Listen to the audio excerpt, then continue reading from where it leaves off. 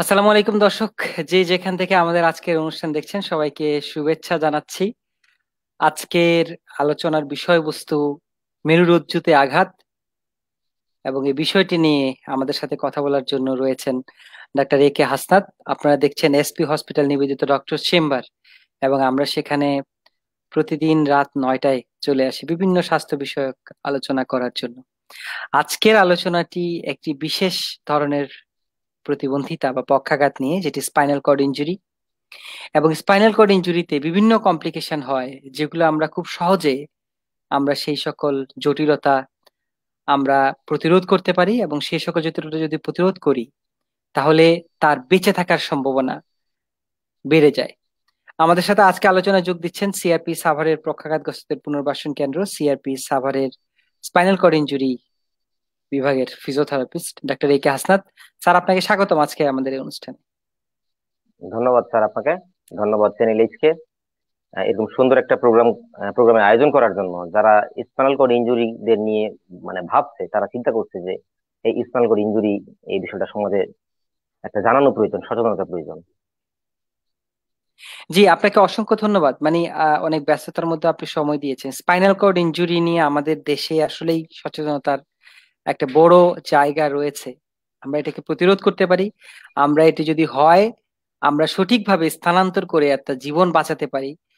এবং সর্বোপরি সে যদি হয়ে যায় তাইলে আমরা তার জীবন মানের উন্নয়ন করতে পারি। এই বিষয়গুলো আমাদের জানা জি দরকার। মুস্তাক আহমেদ প্রথমে কমেন্ট করেছেন, অনেক ভালো হচ্ছে।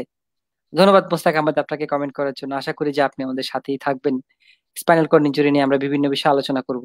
তো প্রথমেই একটা কমন স্পাইনাল কর্ড ইনজুরির কমপ্লিকেশন আমরা পাই, যেটা হচ্ছে প্রেসার সোর বা ঘা, জি চাপজনিত জি। ঘা।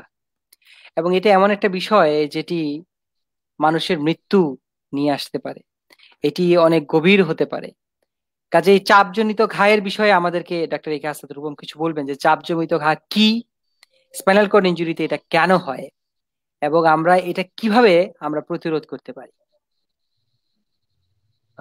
স্পাইনাল কর্ড ইনজুরি হওয়ার কারণে যে মেরুদণ্ডের যে মেরুরজ্জু বা স্পাইনাল কর্ড যখন ইনজুরি হয়ে যায়, ঠিক তার নিচের লেভেলে আপনার সেন্সেশন বা যে অনুভূতি এবং মোটর অথবা যে শক্তি, হাত বা পায়ের যে চলন ক্ষমতা, এই শক্তিটা কি হয়, নষ্ট হয়ে যায়। তো একজন মানুষের যখন অনুভূতি থাকে না এবং হাত কিংবা পায়ের যখন মুভমেন্ট করার বা নড়াচড়া করার ক্ষমতা থাকে না, বডিটাকে টার্ন করার ক্ষমতা থাকে না, ডান কাত অথবা বাম কাত, চিত বা উপর, তখন দীর্ঘক্ষণ একজন মানুষ যদি শুয়ে থাকে, অনুভূতিহীন একজন, চলন ক্ষমতা শক্তিহীন একজন মানুষ যদি দীর্ঘক্ষণ আপনার একই পজিশনে শুয়ে থাকে, তাহলে সেখানে আপনার ব্লাড সার্কুলেশন এখানে এটা কমে যায়, এখানে নিউট্রিশন সাপ্লিমেন্টেশন কমে যায়, এখানে আপনার অক্সিজেন সাপ্লিমেন্টেশন কমে যায়। আস্তে আস্তে যে সেলগুলো আছে, কোষগুলো আছে আপনার স্কিন এবং চামড়া এবং চামড়ার ভিতরে যে মাসেল গুলা, এগুলো আস্তে আস্তে ড্যামেজ হওয়া শুরু করে। আমরা আনুমানিক রোগীদের বলি যে যদি আপনি শুয়ে থাকেন, এটা হসপিটালে বেডে হোক অথবা বাড়িতে হোক, তাহলে প্রতি 2 ঘন্টা পর পর আপনাকে টার্ন করতে হবে, ডান কাত বাম কাত চিত কিংবা উপর। যেন 2 ঘন্টা পর যখনই একজন রোগী চেঞ্জ হয়ে যাবে, তখনই হয়তোবা তার এতক্ষণ সে চিত হয়েছিল, এবার সে ডান কাত হয়ে যাবে। তাহলে তার যে পিছনের পার্টটা, এই পার্টের যে মাসেল বা সেল, কোষগুলোতে ঠিক মতো যে ব্লাড সার্কুলেশন, রক্ত চলাচল, এটা বাড়বে, অক্সিজেন যাবে, পুষ্টি যাবে, এই সেলগুলো আবার কি হবে, আবার সুস্থ হবে। এবং যদি বসে থাকে তাহলে আমরা বলি যে প্রতি 20 মিনিট পর পর লিফট দেওয়ার জন্য, যদি হুইল চেয়ার হয় বা চেয়ার হয়। কারণ শুয়ে থাকলে পুরো বডিটার ওজনটা, হয়তো পায়ের ওজন পায়ে পড়ছে, মাথার ওজন মাথায় পড়তেছে, কিন্তু বসে থাকলে কিন্তু সম্পূর্ণ ওজনটাই আমাদের যে বাটক তার নিচে, যেটাকে আমরা বলি স্টিয়াল টিউবারসিটি, এখানে এসে পড়ে। সে কারণে লিফট বা কোমর উঁচু করার এই সংখ্যাটা একটু বাড়াইতে হবে, সময়টা কমায় নিয়ে আসতে হবে, যেমন 20 মিনিট পর পর এই সময়টা নিয়ে আসতে হবে।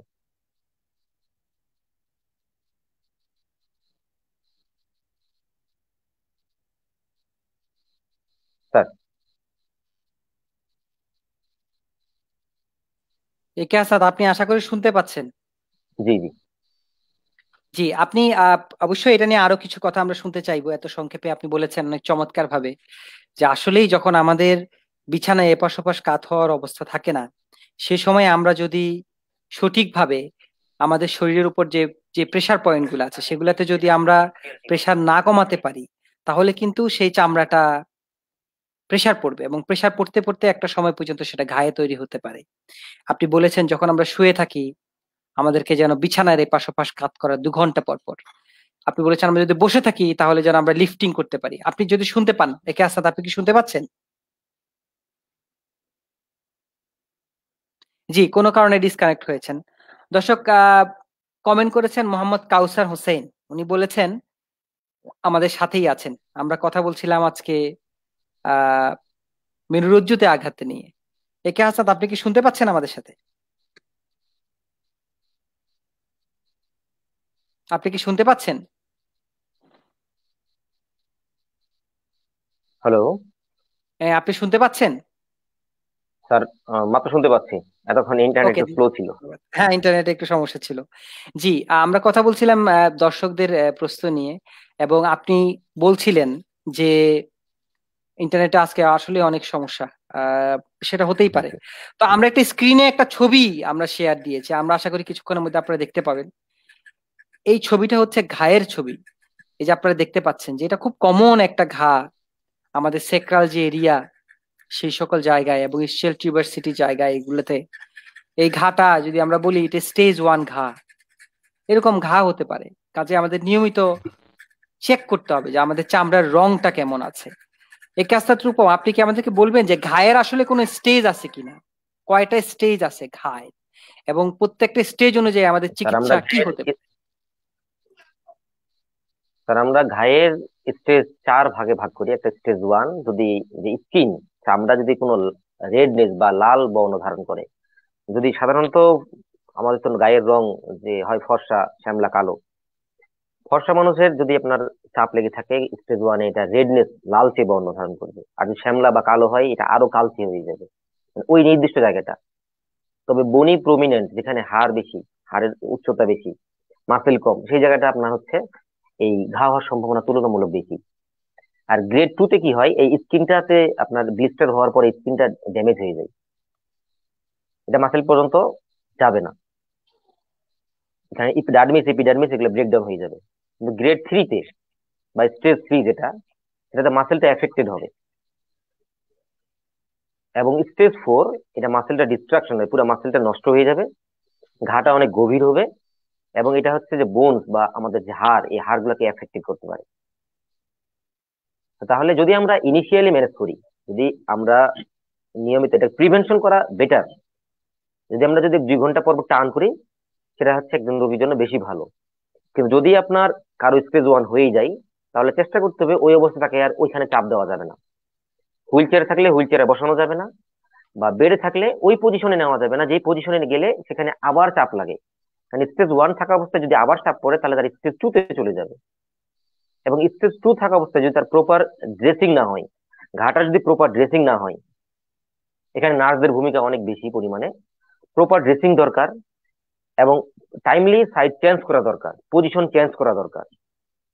এবং এখানে আপনার ফিজিওথেরাপিস্টের একটা ভালো ভূমিকা আছে, যেহেতু আপনার ফিজিওথেরাপিস্ট এখানে ব্লাড সার্কুলেশন ইমপ্রুভ করার জন্য আপনার তার রোল প্লে করে থাকে। কারণ আমরা জানি যে যেহেতু ওখানে ঘা আছে, তখন নিউট্রিশন সাপ্লিমেন্টেশন কমে আসতেছে, ব্লাড সার্কুলেশন কমে আসতেছে। সেখানে ফিজিওথেরাপিস্ট একজন এখানে ভালো রোল প্লে করতে পারে।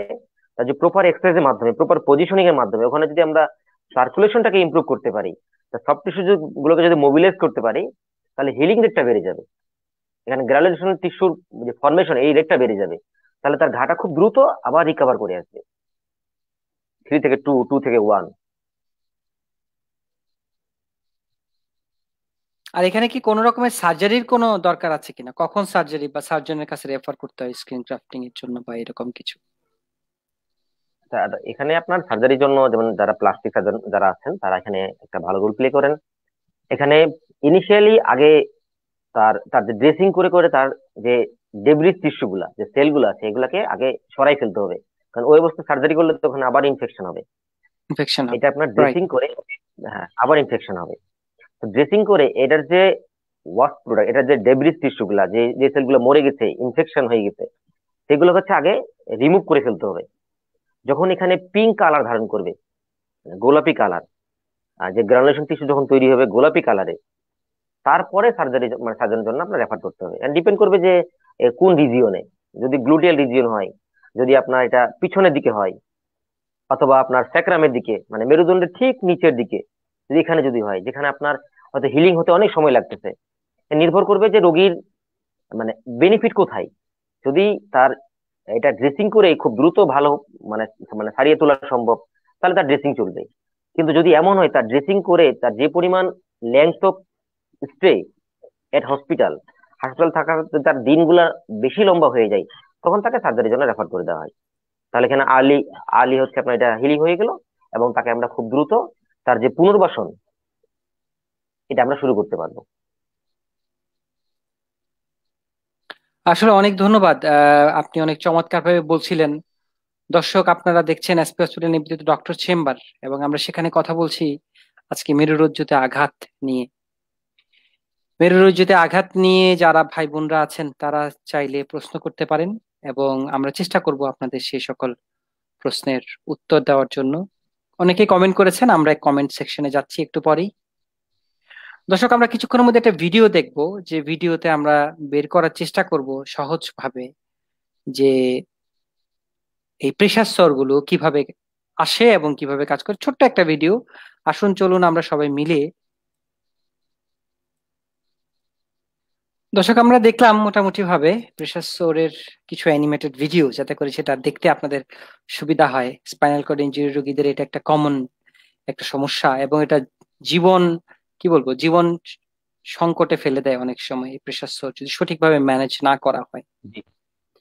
কমেন্টে আমিও আসলে ডাক্তার একে হাসনাতের কাছে প্রশ্ন করতে চাই। আমাদের অনেক মেরুরজ্জুতে আঘাতপ্রাপ্ত কিংবা প্রতিবন্ধী ভাই বোনরা যারা গ্রামে থাকে, সেখানে তারা সঠিকভাবে এটার ম্যানেজমেন্ট জানে না। তাদের জন্য আসলে যদি ঘা হয়ে যায়, সেটা যদি স্টেজ 1 হয়, সেই চামড়া এক্সামিন করে দেখলো যে লাল হয়ে গেছে কিংবা ঘা হয়ে গেছে, সেই ক্ষেত্রে এই মানুষটি বাড়িতে কি করতে পারে, এই বিষয়ে আমাদের কিছু বলবেন? যেহেতু স্টেজ 1-এ তার তেমন মানে সেল গুলা, তার যে স্কিন বা তার মাসেল তেমন একটা এফেক্টেড হয় না, রেডনেস ডেভেলপ করছে, এটা এটা একটা স্টার্টিং। স্টেজ 1 হচ্ছে স্টার্টিং অফ অফ প্রেশার শোর, চাপজনিত ঘায়ের শুরু এটা। এখানে ওদের ইনিশিয়ালি যে কাজটা করতে হবে, ওই জায়গাটা অবশ্যই ক্লিনলিনেস রাখতে হবে, পরিষ্কার পরিচ্ছন্ন রাখতে হবে, এবং ওখানে যেন আবার চাপ না পড়ে, এই জিনিসটা খেয়াল রাখতে হবে। স্টেজ 1-এ যদি সে আবার হয়তো তার স্টেজ 1 ডেভেলপ করছে, উনি খেয়াল করেন নাই অথবা উনি গুরুত্ব দেন নাই, উনি যদি ওই অবস্থায় আবার ওখানে চাপ দেয়, এটা হুইল চেয়ারে হোক অথবা বিছানায় হোক, তাহলে এটা খুব দ্রুত স্টেজ 2-তে চলে যাবে। এবং সেলগুলো খুব দ্রুত, কারণ ওই সেলগুলো অলরেডি নিউট্রিশনাল ডেফিসিয়েন্সি মানে পুষ্টিহীনতায় ভুগতেছে, তাহলে এই সেলগুলা খুব দ্রুত স্টেজ 2-তে চলে যাবে। এবং যদি সম্ভব হয় ওই জায়গাটা কিছুটা ওপেন রাখা, আলো বাতাস মানে ঠিক মতো যদি আলো এবং বাতাস পাই, তাহলে ওই সেলগুলো আরো দ্রুত সুস্থ হয়ে উঠবে। এবং তার তো নিউট্রিশনাল সাপ্লিমেন্টেশন, তার খাওয়ার মাঝে তার যে যেমন শাকসবজি, প্রোটিন জাতীয় খাবার, যেমন সিদ্ধ ডিম, মাছ, এসব কিছু খেতে পারে। তবে চর্বি জাতীয় খাবারটা অ্যাভয়েড করাই ভালো। কারণ আপনার এই সেল সেল গ্রোথের জন্য আমরা যেমন আমাদের হসপিটালে আমরা কি করি, যারা যারা আপনার এই ঘায়ে ভুগেন তাদের জন্য আমরা সিদ্ধ ডিমের ব্যবস্থা করি, 2টা 3টা, নির্ভর করবে যে রোগী কি পরিমাণ মানে আপনার এই ঘায়ের সমস্যায় ভুগতেছেন, তার ঘা কয়টা এছাড়া আছে না। পজিশনিং এর এই বিষয়টা একটা বলুন, মানে সে যদি চিত হয়ে শুয়ে তার পেছনে বা পায়ে হয়, তাহলে সে কোন পজিশনে তাকে নেওয়াটা ভালো হবে, কিংবা প্রতিরোধ করার জন্য পজিশনিং কিভাবে চেঞ্জ করা যেতে পারে? আহ যদি কারো এমন হয় যে সে চিত হয়ে শুয়েছিল এবং তার পিছনের দিকে, যেমন যেমন চিত হয়ে শুয়ে থাকলে নর্মালি আমাদের যে শোল্ডার যে ব্লেড, এই এটার পিছনে মানে আপনার গ্রেড 1 মানে ইনিশিয়ালি হতে পারে, স্যাক্রামের নিচে, মেরুদণ্ডের ঠিক নিচে হতে পারে, আমাদের হাঁটুর নিচে হতে পারে, হাঁটুর নিচের মাসেলের ওখানে হতে পারে, এবং গোড়ালিতে হতে পারে। এই পজিশনে উচিত এই অবস্থায় তাকে কাত করে দেওয়া, ডান কাত অথবা বাম কাত, অথবা আমরা অনেক সময় উপর করে দিই। কিন্তু অনেক পেশেন্টই আছে যে উপর হয়ে থাকলে আপনার শ্বাসকষ্ট হতে পারে, হার্টের সমস্যা রোগীদের অসুবিধা হতে পারে, বা তার যদি আগে কোনো সার্জারি থাকে তাদের অসুবিধা হতে পারে, শ্বাসকষ্ট রোগীদের অসুবিধা হতে পারে। এই জন্য কাত থাকা বেটার, ডান কাত অথবা বাম কাত। এই অবস্থায় আমরা পিলো দিয়ে সাপোর্ট দিতে পারি, বালিশ দিয়ে, হয়তো কাত হয়ে আছে, তার হাতে এবং দুই পায়ের হাঁটুর মাঝখানে বালিশ, এবং গোড়ালির মাঝখানে অবশ্যই বালিশ দিয়ে দিতে হবে, যেন এটা আবার নিচে পড়ে থেকে দুই হাঁটুর মাঝখানে যেন আবার ঘা না তৈরি করে। কারণ দুই হাঁটু যখন লেগে থাকবে এখানে আবার ঘা তৈরি করতে পারে। হয়তো আপনি মানে পিছনের ঘা বাঁচানোর জন্য আপনি আবার দুই হাঁটুর মাঝখানে নতুন করে ঘা তৈরি করে ফেললেন, এটা হচ্ছে অনেক সময়। হয়তো তার একটা ঘা ছিল, একটা ঘা তৈরি হচ্ছিল, তখন তাকে সাইড করে দিয়ে আরেক পজিশনে রেখে দিচ্ছে 2 ঘন্টার উপরে এই ঘাটা বাঁচানোর জন্য। তখন তার এই ঘা বাঁচছে কিন্তু তার নতুন একটা ঘা তৈরি হয়েছে। কারো যদি এরকম হয় যে যে আপনার আফটার সার্জারি, যেমন অনেকেরই মেরুদণ্ডে হয়তো স্পাইনাল কর্ড ইনজুরি হলে তার সার্জারি হয়েছে, তখন কি হয় প্রনল্যাঙে মানে উপর হয়ে থাকে 2 দিন 3 দিন। তখন কি হয় আবার দুই হাঁটুর, হাঁটুর যে সামনের দিক, এই হাঁটুর সামনের দিকে ঘা হতে পারে। এই জিনিসগুলো খেয়াল রাখতে হবে আমাদের। যদি কেউ বাড়িতে এরকম অসুবিধা মানে এরকম সমস্যায় পড়েই যায়, তাহলে ওই জায়গায় যেন আর তার কোনো প্রকার চাপ না পড়ে, জায়গাটা যেন পরিষ্কার থাকে, ঠিক মতো আলো বাতাস পাই, এবং সাথে পরিষ্কার পরিচ্ছন্নতার একটা বিষয় আছে।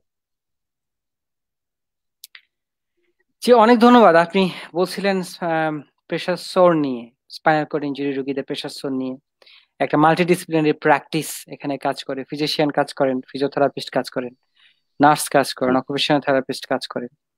কাজে সবাই মিলে একটা, এবং রোগী এবং রোগীর কেয়ার গিভার তারাও একটা টিমে কাজ করেন, যাতে করে আমরা সঠিকভাবে রোগীকে বিভিন্ন পজিশন করে কিংবা সঠিক চিকিৎসা দিয়ে আমরা সেটা করতে পারি। সবচেয়ে জরুরি রোগী এবং তার পরিবারকে মনে রাখা যে এটা বারবার হতে পারে আমরা যদি ভুল করি।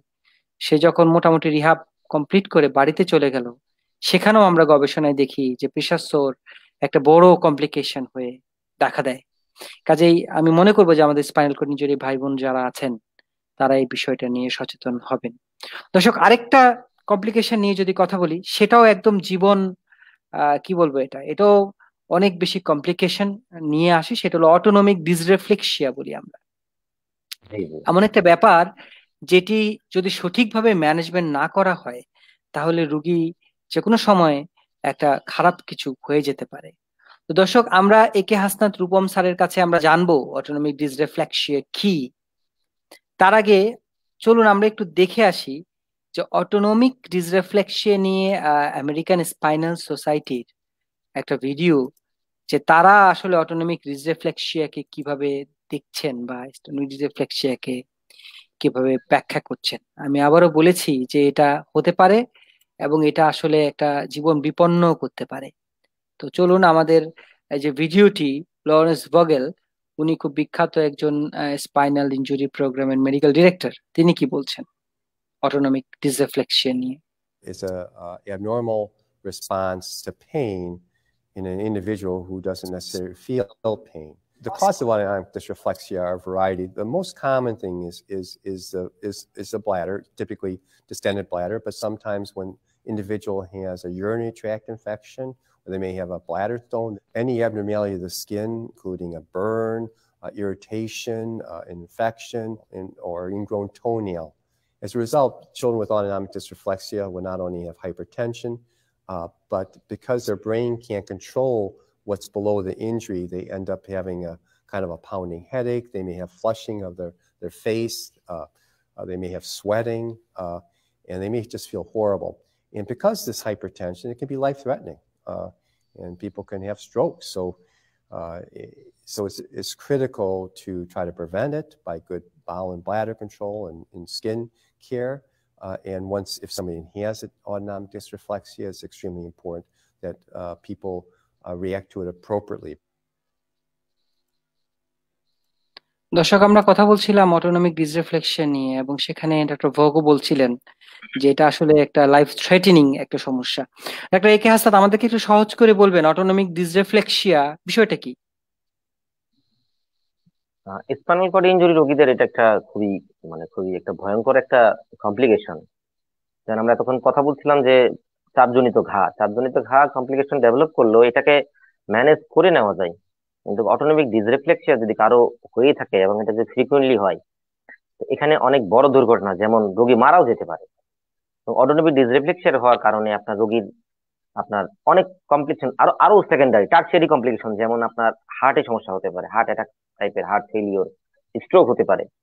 আমি যদি সহজভাবে বোঝানোর চেষ্টা করি যে যাদের স্পাইনাল কর্ড T6 মানে থোরাসিক লেভেলের বা পিঠ বরাবর, যাদের 6 বা তার উপরের লেভেলে এফেক্টেড হয়েছে, তাদের হচ্ছে আপনার এই অটোনমিক ডিসরেফ্লেক্সিয়া তুলনামূলক বেশি হয়ে থাকে। নর্মালি যাদের আছে তাদের হবে না এমন কথা নেই, কিন্তু তুলনামূলক এদের হয় না। কারণ এখানে একটা মেকানিজম আছে। অটোনমিক ডিসরিফ্লেক্সিয়া হওয়ার একটা বড় কারণ হচ্ছে যে যদি কারো চাপজনিত ঘা থাকে, এটা একটা অ্যাবনর্মাল সেন্সেশন। কারণ ব্রেন তো কন্ট্রোল করতে পারে না, যে লেভেলে ইনজুরি তার নিচের লেভেল কিন্তু ব্রেন কন্ট্রোল করতে পারতেছে না।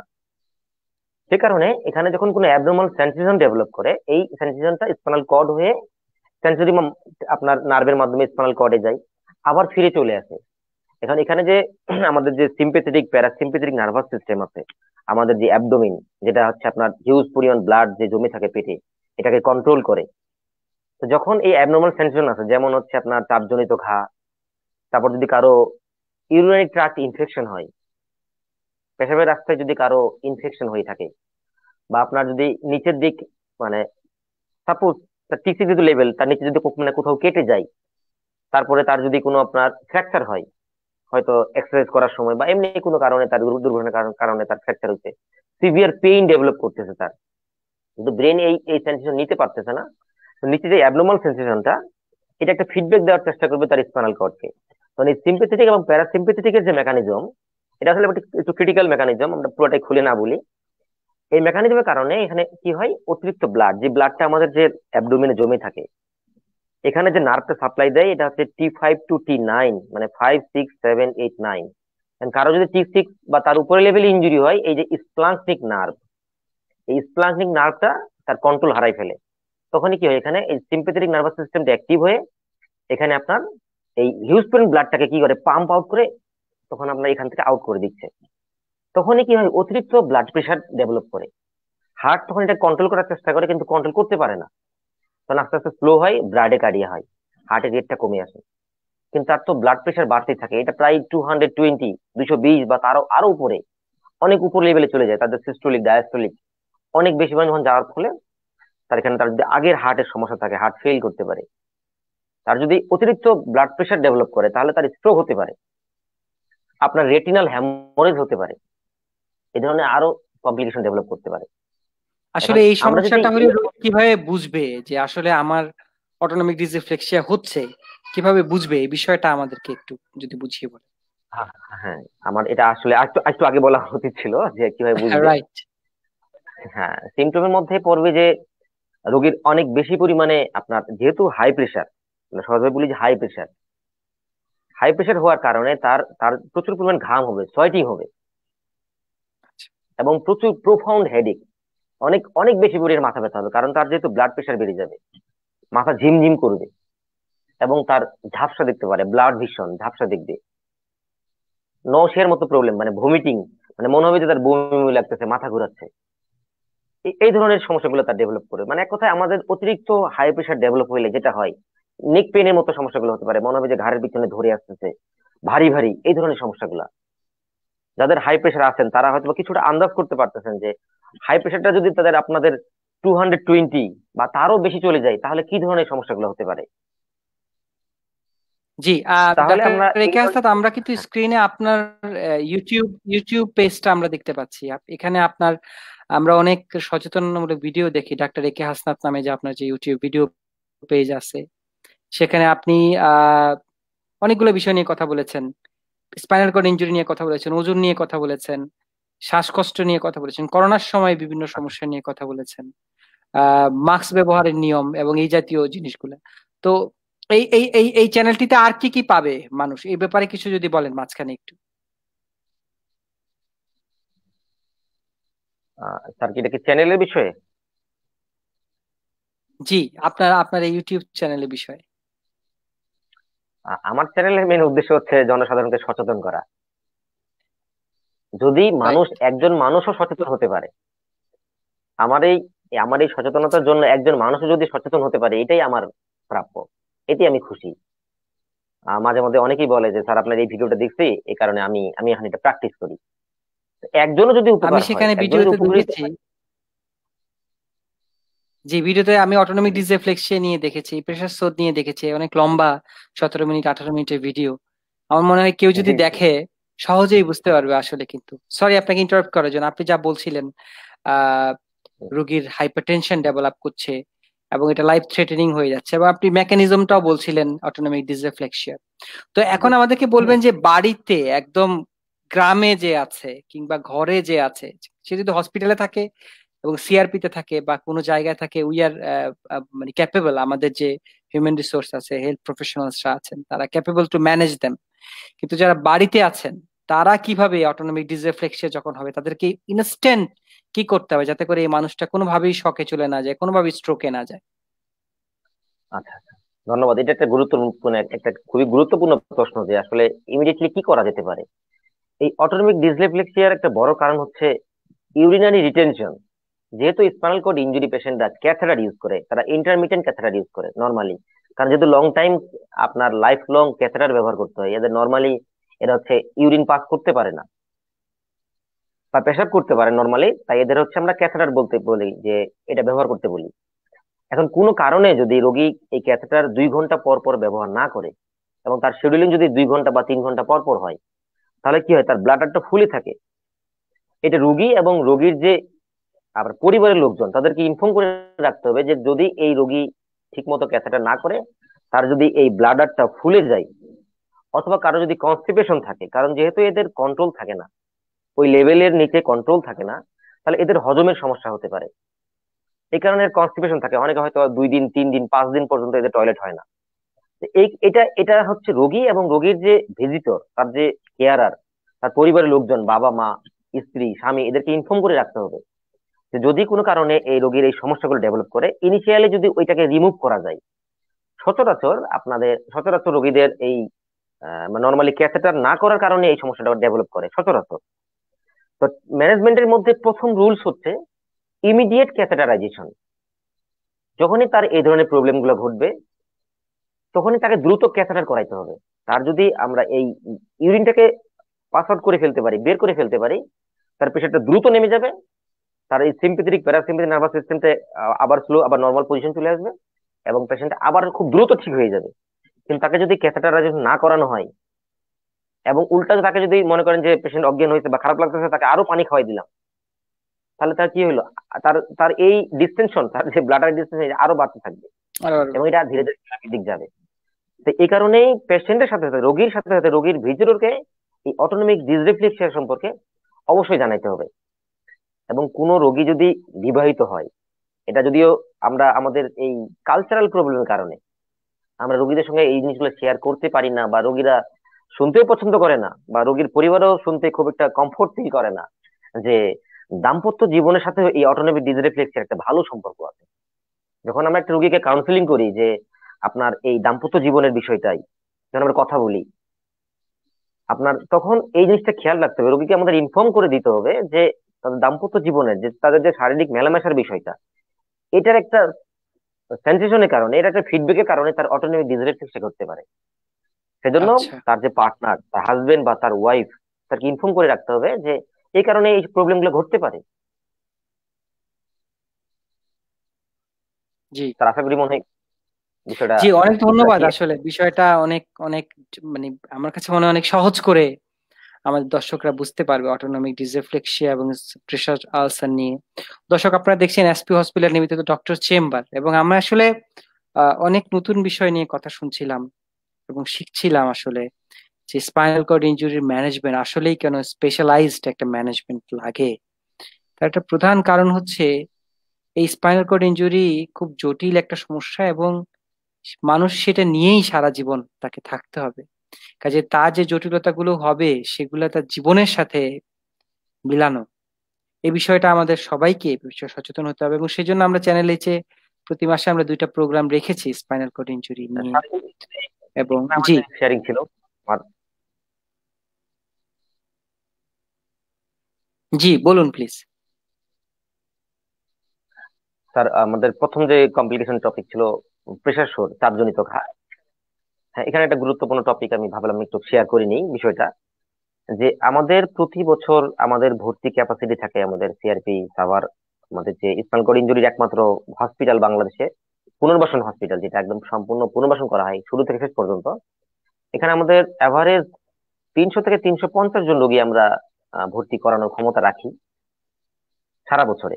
এখানে প্রায় অর্ধেক রোগী, যেসব রোগীরা আসে, প্রায় অর্ধেক রোগী ঘা নিয়ে আসে। এটা কিন্তু অনেক বেশি, কারণ সব রোগী কিন্তু সিআরপি তে আসে না, বা অনেক রোগী কিন্তু আউটডোরে আসতেছে সরাসরি ফিজিওথেরাপি নেওয়ার জন্য, বা অনেক রোগী অন্যান্য হসপিটালে যে ফিজিওথেরাপি ডিপার্টমেন্ট সেখানে ফিজিওথেরাপি নিচ্ছেন বা সেখানে রাইট। ম্যানেজমেন্ট করতেছেন। কিন্তু যারা সিআরপি তে আসতেছেন এই 300 বা 350, তার অর্ধেক পরিমাণই রোগী আপনার ঘা নিয়ে আসতেছেন। এটা অনেক বেশি পরিমাণ, কিন্তু 50% রোগীর ঘা নিয়ে আসতেছে। এতে কি হয়, রোগীর যে লেংথ অফ স্টে এটা হসপিটালে এটা অনেক বেশি হয়ে যাচ্ছে। এখানে হাসপাতালে এখানে অনেকদিন রোগীর বেশি পিছনে থাকতে যে হয়, খরচ, বেড়ে যায়। এটা খরচ বেড়ে যাচ্ছে। পেশেন্টের পুনর্বাসনটা সংখ্যা সময়টা আমাদের বেড়ে যাচ্ছে। আমরা হয়তো বা যদি অর্ধেক থেকেও এটা কমাই নিয়ে আসতে পারতাম, তাহলে হয়তো আমরা এই 350 জায়গায় আমরা 500 রুগী ভরতে পারতাম। কারণ রোগীকে তো ডিসচার্জ করা যায় না। একটা রোগীর একটা ঘা ভালো হতে বহুদিন সময় লাগে, 2 মাস 3 মাস, এমন কি আছে আমাদের এমন রোগী আছে 1 বছর হয়ে গেছে এখনো তিনি আপনার বেড বাউন্ডেড। উনি 1 বছর হয়ে গেছে, উনি এখনো ঘায়ের ওনাকে জন্য। আমরা বসাইনি, কারণ বসানো সম্ভব না ঘায়ের কারণে। তা ওনার পিছনে কিন্তু অনেক খরচ। আপনি হিসাব করলে আমরা টাকার খরচ থেকে না বলি, রোগীর পিছনে খরচ, সেটাই। হসপিটালের খরচ, হ্যাঁ, অনেক বেশি এবং পরিমাণে। অন্যান্য রোগীরাও এই সেই সচেতনতা তৈরি সুবিধাগুলো হলে কিন্তু বঞ্চিত। এটাকে মিনিমাইজ করা, সেটাই। এবং তাহলে সেগুলো বাকি রোগীরা সচেতনতা ভর্তি হতে আমার মনে পারতেছে হয় না। যে, কারণ রাইট, আমার মনে হয় যে এই সচেতনতাটা আমাদের যারা অন্যান্য হাসপাতালে, জেনারেল হসপিটাল গুলা বা মেডিকেল কলেজ গুলোতে, টারশিয়ারি বা সেকেন্ডারি লেভেল জি হসপিটাল জি জি গুলোতে, সেখানেও কিন্তু সচেতনতা একদম প্রথম থেকেই শুরু হওয়া উচিত। এই ধরনের যারা প্যারালাইজড রোগী আছেন, জি স্পেশালি স্পাইনাল কর্ড ইনজুরি, তারা তো একেবারেই যখন প্যারাপ্লেজিক কমপ্লিট হয় কিংবা টেট্রাপ্লেজিক হয়, তাদের কিন্তু নড়াচড়ার একটা সামর্থ্য থাকে না। সেক্ষেত্রে তাদেরকে যদি আমরা এই সহজ ব্যাপারটা, যে টাইমলি টার্ন আপ করা, এটা যদি আমরা করতে পারি, তার কিন্তু অনেক রকমের অনেক বেশি সুবিধা হবে এবং তার কমপ্লিকেশন কম হবে। দর্শক, আমরা কথা বলছিলাম এসপি হসপিটাল নিয়মিত ডক্টর চেম্বারে, এবং কথা বলছিলাম স্পাইনাল কর্ড ইনজুরি নিয়ে। চমৎকার দুটি বিষয়ে আমরা কথা বলেছি, প্রেশার সোর বা ঘা, এবং আরেকটা বলেছি অটোনমিক ডিসরেফ্লেক্সিয়া নিয়ে। দুটোই একদমই সচরাচর দেখা যায় তা নয়, যারা আমরা বাইরে আউটডোর প্র্যাকটিস করি খুব সহজে দেখতে পাই না। কিন্তু এটি এমন একটা বিষয় যেটি মানুষের জীবন বাঁচিয়ে দিতে পারে। ডক্টর একে আসাদ, আপনাকে অনেক ধন্যবাদ। আপনার যদি শেষে কিছু বলার থাকে আজকে। সবচেয়ে আমার ধন্যবাদ চ্যানেল এইচ কে, এবং ধন্যবাদ এমরান স্যারকে, যারা এই স্পাইনাল কর্ড ইনজুরির মতো একটা একটা গুরুত্বপূর্ণ টপিক এই আপনার সচেতনতা বাড়ানোর জন্য আপনারা যে কাজ করে যাচ্ছেন। তা এই কারণে যদি 2জন মানুষ উপকৃত হয়, রাইট। যদি 2জন মানুষের ঘা থেকে আমরা বাঁচাতে পারি, তো এটা আপনাদের চ্যানেলের একটা বিশাল বিশাল কিন্তু প্রাপ্য, একটা একটা ভালোবাসা, একটা ট্রু। যে একটা মানুষ আপনার এখান থেকে উপকৃত হচ্ছে। একজন মানুষ যদি এই অটোনমিক ডিসরেফ্লেক্সিয়ার কমপ্লিকেশন থেকে বাঁচতে পারে, এমন হতে পারে অনেক রোগীর স্ট্রোক হয়ে যাচ্ছে, হার্ট অ্যাটাক হচ্ছে, এখান থেকে মানুষ যদি সচেতনতা আপনার লাভ করতে পারে, এটাই আসলে পাওয়া। সবাইকে তো আমরা সচেতনতা করতে পারবো না, কিন্তু হাতে গোনা কেউ হইলেও সেটাই আমাদের জন্য বড় পাওয়া। এই জন্য চ্যানেল এসকে ধন্যবাদ। ধন্যবাদ আপনাকেও। যে অনেক ধন্যবাদ একে একে আস্তাদ, রূপম, এবং যারা দেখছেন সবাইকে অসংখ্য ধন্যবাদ। যারা কমেন্ট করেছেন তাদেরকে ধন্যবাদ। আমাদের পর্দার পেছনে যারা কলাকুশলী ছিলেন তাদেরকেও ধন্যবাদ জানাচ্ছি। দর্শক, আগামীকাল আবারও দেখা হবে নতুন কোনো বিষয় নিয়ে 9টা 10 মিনিটে, চ্যানেল এইচ এর ফেসবুক পেজ এবং জাগোবিডিতে www.jagobidi.com/চ্যানেল এইচ। ততক্ষণ পর্যন্ত আপনারা ভালো থাকবেন, আপনার চারপাশকে ভালো রাখবেন। বিদায় নিচ্ছি। আল্লাহ হাফেজ, আসসালামু আলাইকুম।